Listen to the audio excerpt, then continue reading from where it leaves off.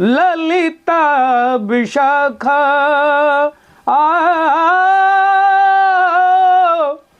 हंसी हंसी पूछली ललिता विशाखा से नयना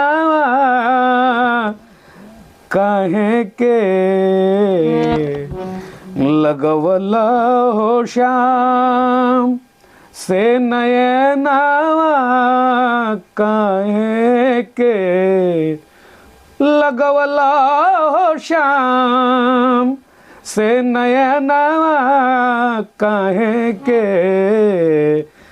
लगवला हो श्याम।